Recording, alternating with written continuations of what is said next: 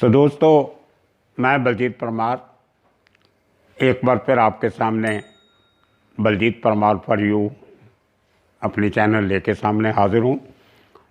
जैसा कि मैंने पहले आपसे कहा था कि मैं आने वाले कुछ दिनों में आपको कुछ ऐसे किस्से सुनाऊंगा जो आपने कभी ना सुने होंगे, ना देखे होंगे, ना पढ़े होंगे।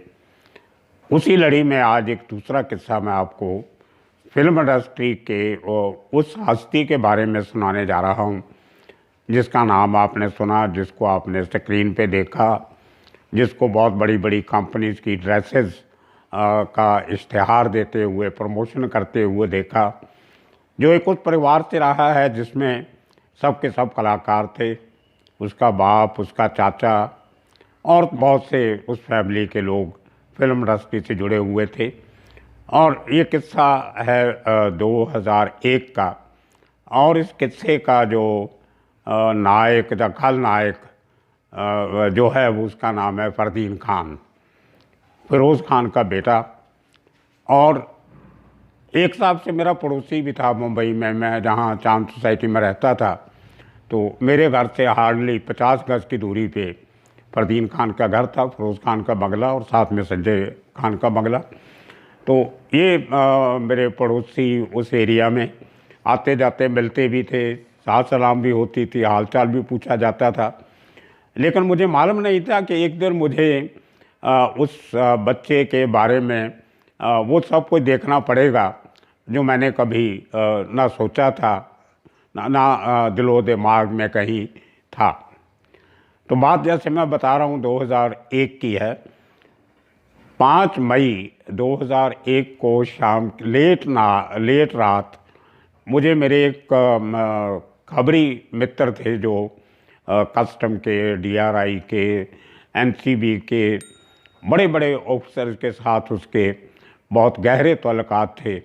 और वो मुंबई के ये एंटी स्मगलिंग जो ऑपरेशंस थे पूरे वेस्ट जोन के, उसमें जितनी भी एजेंसियां काम करती थी, वो कस्टम की एंटी स्मगलिंग एजेंसीज हों, मेरीन एंड प्रिवेंटिव विंग हो, या कस्टम इंटेलिजेंस यूनिट हो, सीआईयू, या और एंटी स्मगलिंग विंग हो बॉम्बे कस्टम्स का, डीआरआई हो, या एनसीबी, इन सब के साथ उस शख्स ने बहुत करीब से काम किया बहुत सालों तक।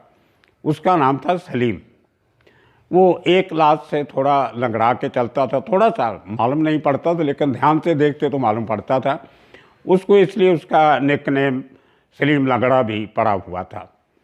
बहुत डेयरिंग किस्म की पर्सनैलिटी, लेकिन थोड़ा अलगर्ज भी था। जल्दबाजी बहुत करता था, हमेशा जल्दी में रहता था, और कई बार उसकी जल्दी की वजह से बहुत बड़े बड़े ऑपरेशंस जो थे वो कई बार नाकाम भी हुए, वो भी मैंने देखे। लेकिन दिल का बहुत बढ़िया आदमी था, और कई काम उसने देश की सुरक्षा के को बचाने के लिए भी ऐसे किए जो शायद हमारी एजेंसीज के बड़े बड़े जासूस भी नहीं कर सकते।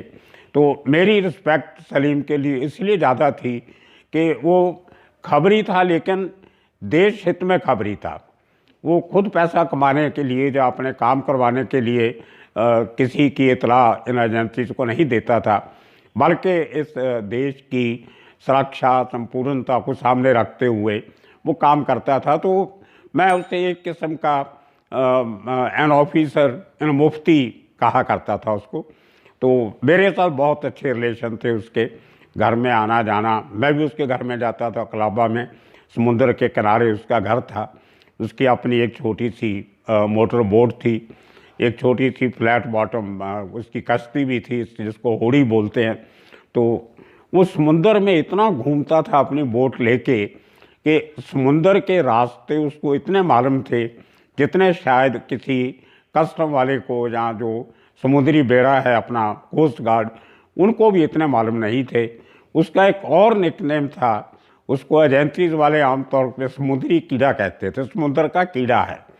समुंदर का इतने रास्ते, जहाँ कहाँ से बड़े जहाज़ आ सकते हैं, कहाँ से छोटे आ सकते हैं, कितनी डिग्री से कौन सा जहाज़ जाएगा तो कहाँ जाके वो लैंड करेगा, रुकेगा, वो जहाज़ की चाल देख के बता देता था कि सर ये जहाज़ श्रीवर्धन नहीं, ये जहाज़ तो लौसा जाके रुकेगा या किसी और बंदरगाह पे जाके रुकेगा, इधर नहीं आएगा। ये उसकी कमाल की, उसको एक गॉड गिफ्ट था उसको, जो समुद्र में जहाज़ की चाल पहचानता था।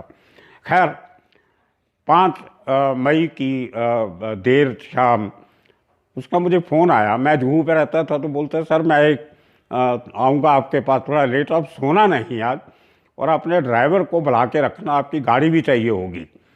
तो मैंने कहा ठीक है, कोई गलत काम तो करता नहीं था बेचारा। तो मैंने अपने ड्राइवर को बुला लिया और खाना वाना खा के मैं उसका इंतज़ार करने लगा फ़ोन का। तो 2-1 घंटे के बाद उसका फ़ोन आया कि आप सब गाड़ी लेके आप जुहू सेंटूर होटल के पास आ जाइए। तो मैं वहाँ चला गया और वहाँ पे देखा तो कोई 10-12 ऑफिसर एनसीबी के, नारकोटिक्स कंट्रोल ब्यूरो के, वहाँ पे खड़े, अपनी 2 एम्बेसडर गाड़ियाँ, 2 जिप्सीज, 2 मारुति वैन, कुछ और मोटरसाइकिल वगैरह उनके, और बाकी ऑफिसर उस एरिया में मुझे मालूम पड़ा बाद में काफ़ी खड़े थे। और उनकी पूरी ओवरऑल सुपरविज़न जो उस ऑपरेशन की, जो मुझे मालूम नहीं था क्या है, उसकी उस समय जो एनसीबी के जोनल डायरेक्टर थे मुंबई के, महाराष्ट्र के, उनका नाम था अजय ओबाड़े। वो खुद पर्सनली वो ऑपरेशन लीड कर रहे थे। सेंटूर होटल के लॉबी के एक साइड में 2-3 टेबल लेके सब ऑफिसर बैठे थे और कुछ बाहर खड़े थे। तो मैं बहुत हैरान हुआ कि आधी रात को ये ऑपरेशन क्या हो गया। पूछना भी अच्छा नहीं लगता, क्योंकि सब ऑफिसर बैठे थे। अजय वाले जो थे, मुझे बहुत उनके साथ मेरे पारिवारिक संबंध थे। उनके पिताजी जो थे गणेश ओबाड़े, वो महाराष्ट्र में बम्बई में एक हमारी स्पेशल ब्रांच होती है 1 SB1, जिसका काम उस किस्म का होता है जैसे नेशनल लेवल पे इंटेलिजेंस ब्यूरो काम करता है। तो महाराष्ट्र में, पूरे महाराष्ट्र में जो इंटेलिजेंस चीफ होता है, वो रोज़ चीफ मिनिस्टर को ब्रीफिंग देता है कि पूरी राज्य में क्या हो रहा है। उसी तरह मुंबई की जो शहर की पूरी ब्रीफिंग थी, वो ओबाड़े साहब दिया करते थे, क्योंकि वो एडिशनल CP थे स्पेशल ब्रांच 1 इंटेलिजेंस के। तो रोज़ उनका एक मीटिंग चीफ मिनिस्टर से होती थी, एक मीटिंग मुंबई के पुलिस कमिश्नर से होती थी, और एक मीटिंग जो थी वो होम सेक्रेटरी से होती थी। तो बहुत अंदर की बातें ओबाड़े साहब को पता रहती थी। और मेरा रोज़ का ये एक रूटीन बना हुआ था, जब तक मैं रिपोर्टिंग करता था, तो रोज़ सुबह ओबाड़े साहब के घर पे फ़ोन करना। तभी के मोबाइल फ़ोन तो होते नहीं थे। तो उनके 2 बेटे थे, बड़ा अभय था, छोटा अजय। तो ये तभी स्कूल में कहीं पढ़ते थे, तो कई बार उन्होंने फ़ोन उठा लेना और बोल देना अंकल डैडी तो ब्रेकफास्ट कर रहे हैं, अब थोड़ी देर में फ़ोन करना। तो खैर, तो ये एक रिश्ता था। और जब अजय ओबाले था, वो IRS करके कस्टम एक्साइज में आ गया, इनकम टैक्स इसमें जो काडर होता है IRS का, उसका बड़ा भाई अभय IAS करके वो महाराष्ट्र में IAS ऑफिसर बन गया था। बाद में नौकरी छोड़ के वो एक मल्टीनेशनल कंपनी में चला गया, आज तो चाहे रिटायर भी हो गया होगा। तो ये एक रिश्ता था मेरा उस फैमिली के साथ। तो अजय ओबाले मुझे तब तक अंकल की हैसियत से ही देखता था, बहुत रिस्पेक्ट करता था, इज़्ज़त करता था। तो जैसे ही आधी रात हुई, तो अचानक इनकी जो मूवमेंट थी एजेंसी की शुरू हुई। 2 गाड़ियाँ एक तरफ, 2 गाड़ियाँ एक तरफ। तो मैंने थोड़ा सा मौका मिला तो सलीम मेरी गाड़ी में बैठ गया। सेंटूर होटल से कोई 100 गज दूर एक HSBC की ब्रांच थी बैंक की, जहाँ पे मुंबई का सबसे पहला ड्राइव इन ATM बना था, कि आप अपनी गाड़ी लेके वहाँ जाते थे। जैसे पेट्रोल हम डालते हैं, तो जो वो पैसा निकालने की मशीन थी ऐसे प्लेस की हुई थी कि आप गाड़ी में जाइए, गाड़ी में बैठे बैठे अपना नंबर पंच कीजिए, कार्ड डालिए और पैसे निकल आते थे, आप लेके जा सकते थे। तो वो बहुत VIP किस्म का एक वो आउटलेट था HSBC बैंक का। तो वहाँ पे इन्होंने निगरानी रखी। उसके थोड़ा दूर सामने अक्रॉस द रोड मेरी गाड़ी में सलीम, मैं और मेरा ड्राइवर, हम तीनों बैठे। तो अचानक मुझे सलीम ने बताया कि आज का पूरा ऑपरेशन 2 बड़ी हस्तियों को ट्रैप करने के लिए लगाया गया है। और हमने, बोलता है सलीम का कहना था कि उसने 15-20 दिन की मेहनत के बाद 2 ऐसे ड्रग डीलर्स को उसने शॉर्ट लिस्ट किया है, जो फिल्म इंडस्ट्री में बड़े बड़े लोगों को कोकेन सप्लाई करते थे, और कोई ड्रग नहीं, सिर्फ कोकेन, जो हाईएस्ट क्वालिटी प्रोडक्ट है ओपीएम की। तो वो उसको बहुत महंगे भाव पे मिलती थी। और प्योर एकदम जो सप्लायर थे उनमें से जो बड़ा सप्लायर था उसका नाम टोनी गोम्स था, बैलरा का क्रिश्चियन था वो। और दूसरा नासिर खान, वो काफ़ी मशहूर था फिल्म इंडस्ट्री में, जो छोटे छोटे क्वांटिटी में बड़े बड़े फिल्म स्टार्स को वो सप्लाई किया करता था ड्रग। तो सलीम के कहने के मुताबिक खबर आई कि अपने जो एक मशहूर सिंगर हैं सोनू निगम, और एक फिल्म प्रोड्यूसर थी उस टाइम पे बहुत बड़ी और पॉलिटिकल फैमिली से भी जुड़ी हुई थी, तो लेडी थी इसलिए मैं नाम नहीं लेना चाहता उसका, उसकी अपनी फैमिली लाइफ होगी, बच्चे होंगे सब। तो खैर, तो उनके ऊपर एक इन्फॉर्मेशन आई कि वो HSB की उस ATM आउटलेट पे नासर से और गोम से ड्रग लेने आएंगे, कोकीन लेने आएंगे। तो पूरा वहाँ पे NCB के ऑफिसर्स ने दूर दूर खड़े होके अपना पूरा वहाँ पे घेराबंदी की हुई थी कि जैसे वो आएंगे। तो इनको ये पक्का नहीं था कि कौन सी गाड़ी में आएंगे, इतना पता था कि बड़ी पॉश गाड़ी में आएंगे। तो वेट करते करते करते अचानक एक ऑडी गाड़ी आती है। तो मैं अपनी गाड़ी में दूर बैठा हूँ क्रॉस द रोड, और 3-4 ऑफिसर जो थे NCB के, वो प्राइवेट टैक्सियाँ, जो काली पीली टैक्सी मुंबई में होती है, वो टैक्सियाँ हायर करके वेटिंग करके तो वो टैक्सियों में बैठे थे। वहाँ पे टैक्सियों की लाइन लगी रहती थी। तो ये एक पूरी निगाह, जैसे देखा ऑडी गाड़ी आई है, और इन्होंने देखा कि जो दोनों ड्रग सप्लायर थे वो जब एक आदमी ATM से पैसे निकाल रहा है तो ये दोनों ड्रग डीलर उसकी गाड़ी में पीछे जाके बैठ गए। तो NCB के लिए ये इशारा काफ़ी था कि यही आदमी है जिसको ये लोग ड्रग सप्लाई करने आए हैं। तो इन्होंने घेरा डाला और वो गाड़ी को रोक लिया, उसमें देखा, उसका सर्च किया तो 9 ग्राम कोकीन उनमें से 8 ग्राम जो थी वो दोनों के पोजेशन से निकली, और 1 ग्राम जो थी, जो आदमी गाड़ी चला रहा था आगे खुद, उसके पास से निकली। वो आदमी जो गाड़ी चला रहा था, जो गाड़ी लेके आया था वहाँ पे, वो और कोई नहीं, वो फरदीन खान था खुद। तो जैसे ही घेरा तो उसने, फरदीन खान ने बोला कि मैं फरदीन खान हूँ और मेरा कोई कसूर नहीं, आप लोग कौन हो, मुझे क्यों मेरी गाड़ी को घेरा आपने। तो NCB ने बताया कि हम ये NCB से हैं और आपकी और भी तलाशी लेनी है। तो खैर उसमें से पैसे भी निकले, वो जो ड्रग डीलर थे उनके पास से भी कुछ पैसा निकला, और पूरी की पूरी 9 ग्राम जो थी वो NCB ने सीज की। इतने में जो ये इन्होंने उनको पकड़ तो लिया, लेकिन एक चेहरे पे एक नमोशी जरूर थी DRI के ऑफिसर्स पे कि हम जिस बड़ी मछली को पकड़ने आए थे वो तो हाथ में आई नहीं। एक और आदमी आ गया, ठीक है, वो भी फिल्म इंडस्ट्री का एक बड़े फैमिली का आदमी है, बड़े नाम वाला है, लेकिन जिनको पकड़ना था वो शायद अभी हाथ में नहीं आएंगे।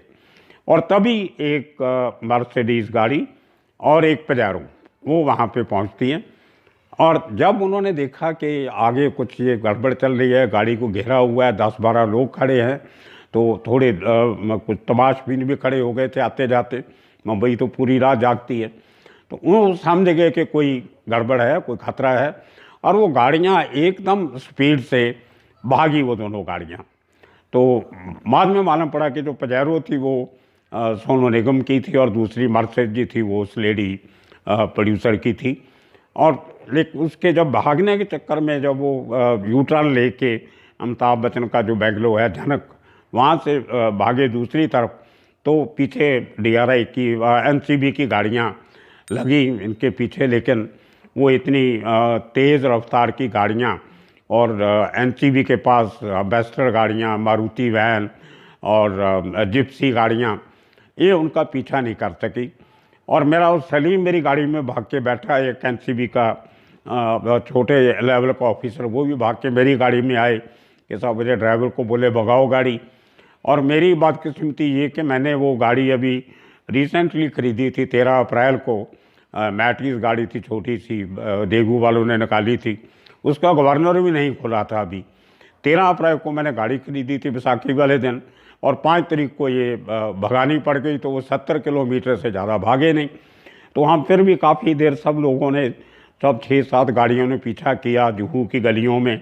कभी अमिताभ बच्चन के घर से निकल रहे हैं, कभी धर्मेंद्र के घर से निकल रहे हैं, कभी ओम प्रकाश के बंगलों से निकल रहे हैं, तो कभी जुहू पुलिस स्टेशन के सामने से भाग रहे हैं। उसके थोड़ा आगे जाके कभी प्रदीप के घर से गली में गाड़ियाँ घुस गई।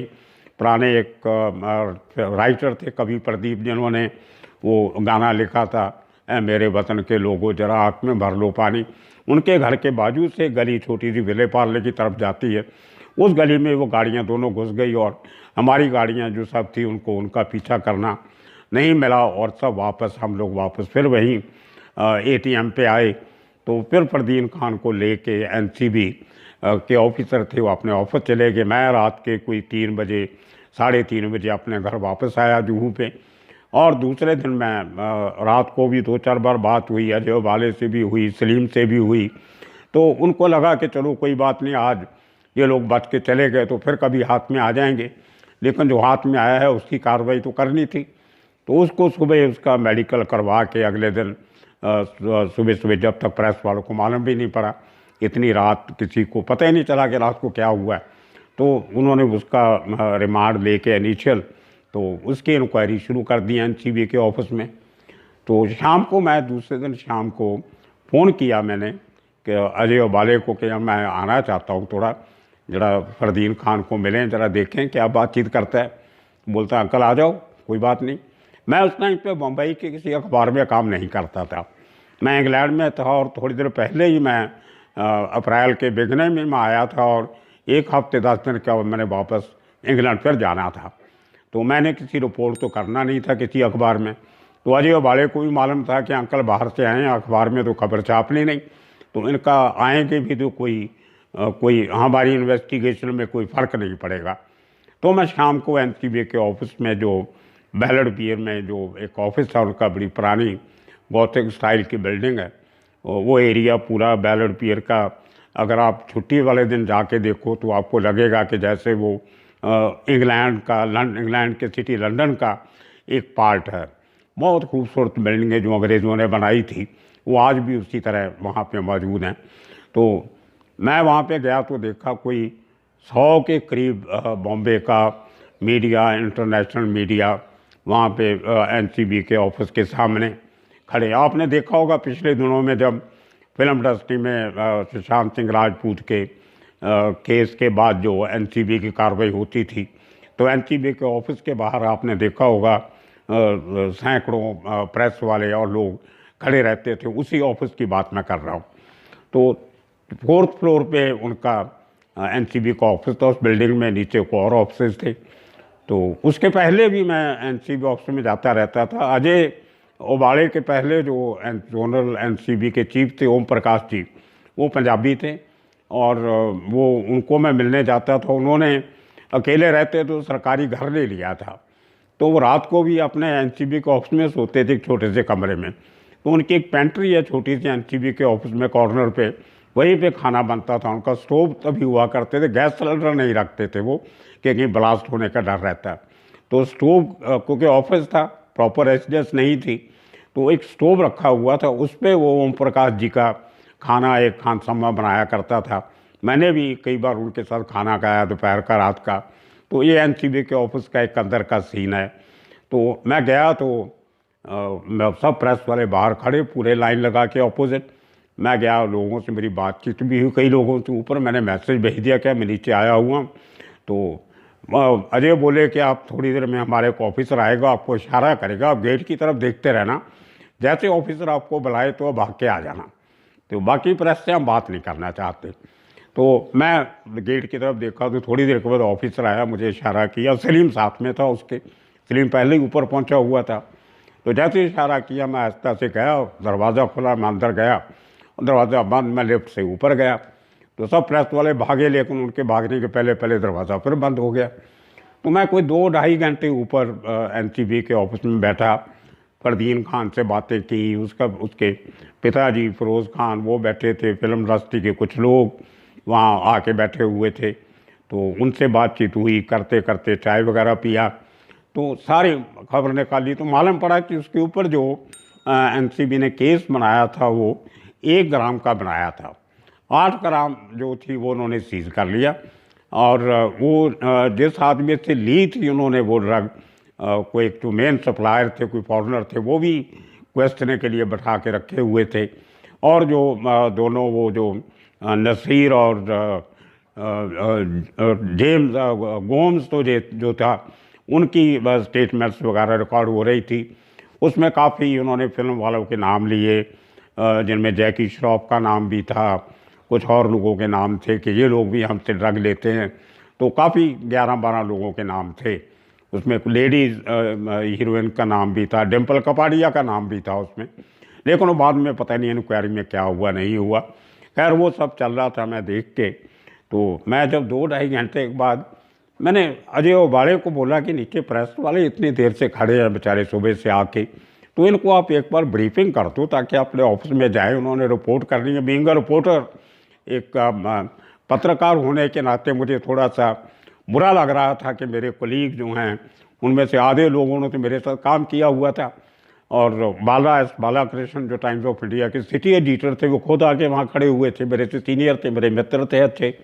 और मेरे डेली के कोलीग, यानी एक्सप्रेस के कोलीग, रॉयटर्स के देव वर्म, इतना सीनियर इंटरनेशनल जर्नलिस्ट, वो भी बेचारा खड़ा फुटपाथ पे वहाँ पे।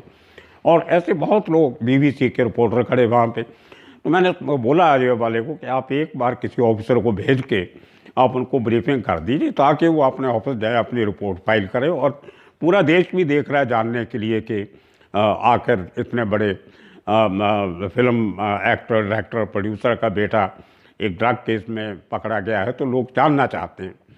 तो बोलते नहीं अंकल एक काम करो, मैं ऑफिशियली अभी नहीं बोलना चाहते, it's a very sensitive case, अभी कुछ बहुत से नाम निकलने बाकी हैं, ये इन्वेस्टिगेशन लंबी चलने की है, तो हम कुछ ऐसा बात नहीं करना चाहते जिससे हमारी इन्वेस्टिगेशन पे फ़र्क पड़े या कुछ लोग अलर्ट हो जाए, भाग जाए, जहाँ एविडेंस को टैम्पर किया जाए, वहाँ हम ऐसा नहीं चाहते। तो एक काम करो, मैं आपको पावर देता हूँ कि आप जाके सबको ब्रीफ कर दो नीचे, जो आपको अच्छा लगता है। मुझे मालूम आप जो बोलोगे सही बोलोगे, और आपको सब मालूम है हम क्या कर रहे हैं, केस की हालत कहाँ तक पहुँची है। So I have a full faith in you. तो आप जाके उनको हमारे बिहाफ पे बोल दीजिए, और आप उनको बता देना कि I have been authorised by mister Ajay Obale to brief the press. मैंने कहा यार ऐसे थोड़ी चलते हैं, आप इतना बड़ा सरकारी डिपार्टमेंट, मैं कौन होता हूँ आपके बिहाफ पे बताने वाला। बोलता नहीं आपके कलीग हैं, आपको उनका अच्छा खड़ना अच्छा नहीं लग रहा, तो आप उनको बता दीजिए, हमें कोई इतराज़ नहीं है, तो आप घबराइए मत। तो वही हो, मैं जैसे नीचे उतरा तो प्रेस वालों को भी चाहिए था कि उनसे बात करें। वो तो बेचारे भाग के मेरे पास इसलिए आए कि मैं उनको बताऊं कि क्या बात हुई। तो मैं उस सीढ़ियों पे खड़ा हो गया, और 3 सीढ़ियाँ थी, 4 ऊपर चढ़ के जहाँ से उनके लिफ्ट में जाना होता था, मैं सीढ़ी में खड़ा हो गया दरवाज़ा बंद करके। तो मैंने वहाँ पे खड़े होकर सब प्रेस वालों को ब्रीफ किया, और ये कह के कि मुझे जो NCB के सीनियर ऑफिसर से जो तहकीकात, जो मालूमात मिली है, वो मैं आपसे शेयर कर रहा हूँ। क्वेश्चन आंसर कोई नहीं, क्योंकि मैं I am not authorise to take questions and give answers.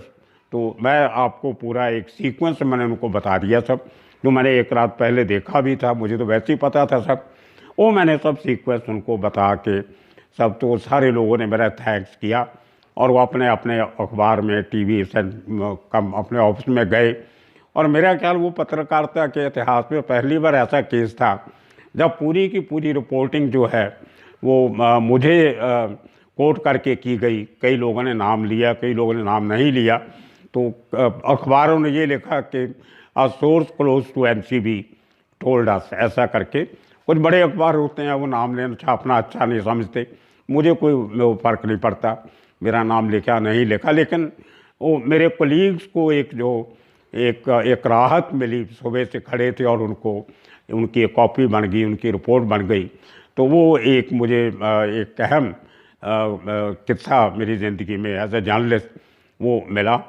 और उसके बाद वो जो केस कोर्ट में चला, और उसमें अंडर NDPC एक्ट एक धारा ऐसी होती है कि अगर आपके पास क्वांटिटी जो आपसे सीज की गई है, अगर वो फॉर पर्सनल कंजम्पशन है, तो आपको सज़ा नहीं होती, आपको रिहैबिलिटेशन में भेजने का एक ऑप्शन है एक्ट के नीचे।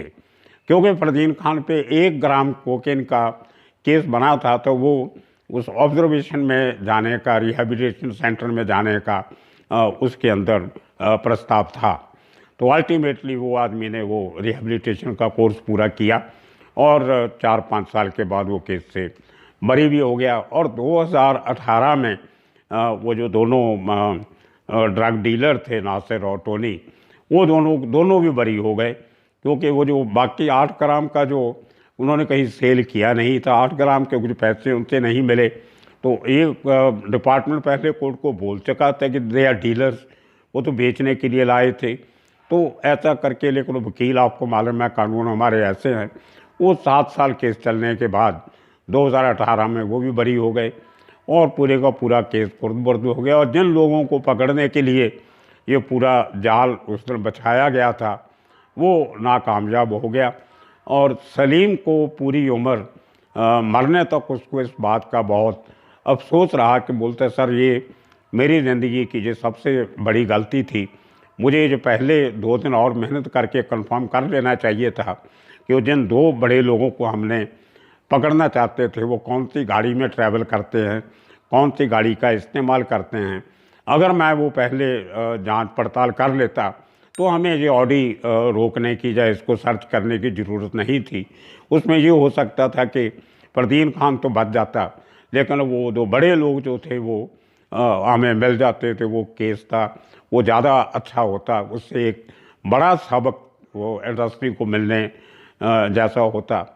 और वो सलीम के किस्से बहुत बड़े हैं। मैं अपने अगले फ्राइडे को मैं आपको बताऊंगा सलीम की पूरी कहानी, कैसे उसको एक जो हमारा ऑयल माफिया जो है, डीजल माफिया मुंबई का मोहम्मद अली जो चलाया करता था, उसने कैसे सलीम को और उसकी बीवी को, वो जो स्कूटर पे जा रहे थे, तो अपने एक बड़े ट्रक के नीचे कुचल के दोनों को मारा। कि एक बहुत ट्रैजिक स्टोरी है वो, एक कहानी, एक खबरें की। और उसका जो एक बार कोई 80 लाख का रिवार्ड जो उसको कस्टम से मिला था, वो बैंक में कैसे जमा करवाया गया। वो अवार्ड मनी जो थी वो सलीम के ब्याह पे कस्टम से मैंने क्लेम की थी, क्योंकि कस्टम वाले सलीम की जान को खतरा नहीं डालना चाहते थे। वो 80 lakh state bank of India की ब्रांच में कैसे जमा करवाया गया, कैसे सलीम और उसकी बीवी के नाम पे अकाउंट खोला गया, ये किस्सा मैं फिर एक बार आपको अगली सेगमेंट में सुनाऊंगा। आज तक के लिए इतना ही। आशा करता हूँ ये किस्सा, ये कहानी आपको अच्छी लगी होगी। अपने कमेंट्स हमें देते रहिए और इस चैनल को सब्सक्राइब ज़रूर कीजिए। नए नए किस्से, नई नई कहानियाँ अगर आपने सुननी है तो हमारे साथ जुड़िए। और आज इस दिन के लिए इतना ही। आने वाले वीरवार का इंतज़ार रहेगा। आप सबका शुक्रिया, धन्यवाद।